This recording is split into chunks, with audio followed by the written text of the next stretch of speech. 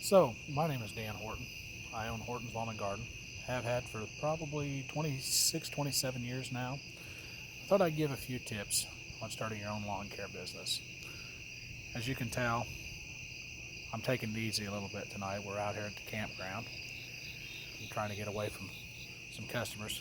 It can be very stressful dealing with customers, but you got to remember you have to deal with them to stay in business.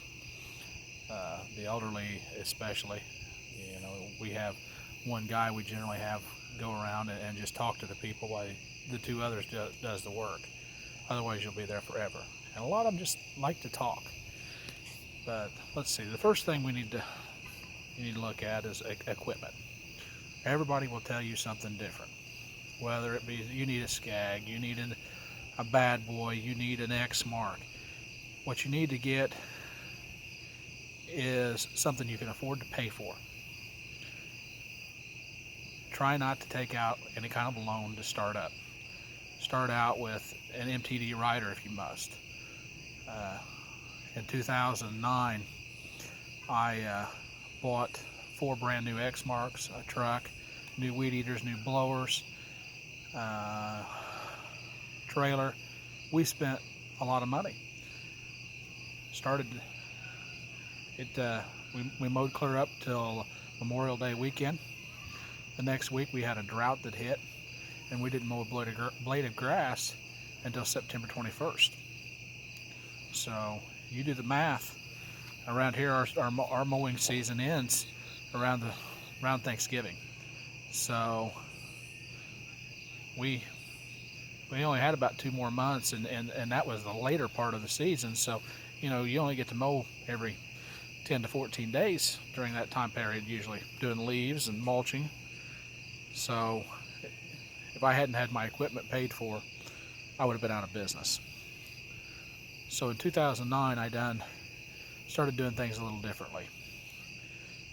I didn't buy any more new equipment after that. I started buying used equipment for $500-600. I'd take it back to my shop, which is where I work on my mowers, and I would do, and other people, we also have work on other people's mowers also, and I would take and go through those machines. I'd buy a Dixie chopper for $500, have a bad engine.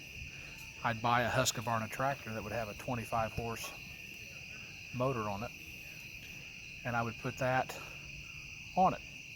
I'd give $100-150 for those. So I'd have $650-700 and a 60-inch zero-turn mower. I would run that for 2 or 3 years, and then I would sell it. I sold them for $1,700 at $2,000. So I was still making money even after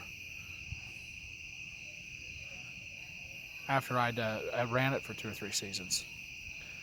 I remember buying one. It was a 52-inch Dixie chopper from a neighbor of one of my customers. He came over and he asked me, he said, "Hey, would you like to buy a mower?" I said, "Well, sure. What do you got?" He said, "I got a Coatesville Classic 52. I said, "Well, what do you want for it?" He said, "I want $100. I didn't even go look at it. I just reached in and I gave him $100. There's so many of those parts that are interchangeable that you can put on other machines. So, I figured if I got one wheel motor out of it, I could make money off that machine. So we went and loaded it up, and I looked at it and noticed it didn't even have a hole in the block. And most Kohler motors, when they're bad, matter of fact, I can't ever remember seeing one that didn't have a hole in the block when it was bad. So I took it home, pushed off the trailer, and got to looking at it. I thought, I'm gonna see this thing will run. Took the battery cover off. The battery wasn't even hooked up.